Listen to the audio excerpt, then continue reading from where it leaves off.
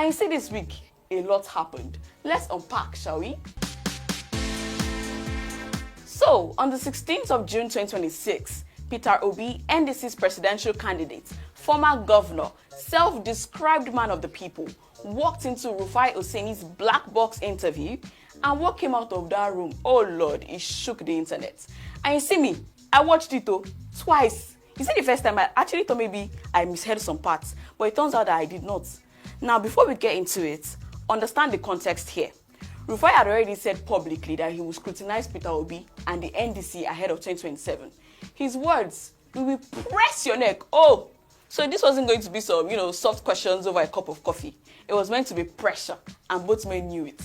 To Peter Obi's credit, he showed up. In Nigerian politics, that alone is worth mentioning. The first big conversation was about electricity.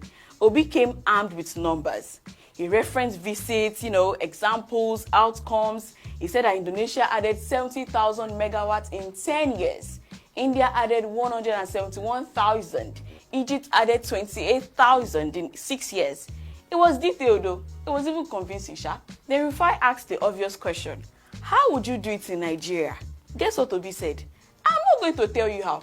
It's not for you to know how. It's for you to look at the man saying this. Okay. Now, politically, there's an argument that candidates don't reveal every operational detail. Fair enough. But here is the tension. You've just walked us through how 4 countries did it, and then your own plan suddenly becomes classified. That's where the room changed. Obi's response became less about policy and more about trust. Well, his message was simple. You know what? Trust me and I will deliver. Then came the topic of security. I see this was probably the most emotional, powerful moment of the interview. Rufai asked about insecurity, the kidnapping of citizens and the communities under attack. Obi responded strongly. He said, either the terrorists are in charge or I am in charge.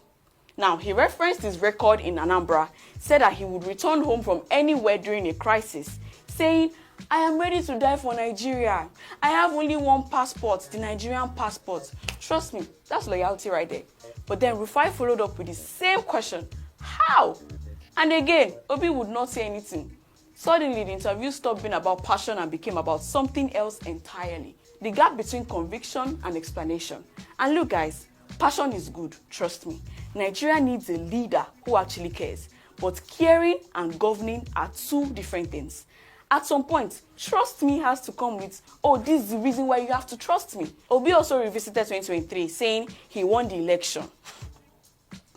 And that one day, the story will be told. Whether you agree or not, politically, that's interesting.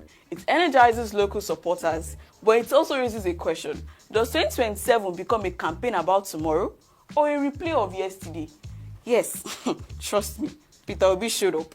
He got engaged in the interview. He did not run from the hard questions. That matters. Rufai actually asked what any serious journalist would ask. That also matters. But what this interview really did was put something on the table that won't go away between now and 2027.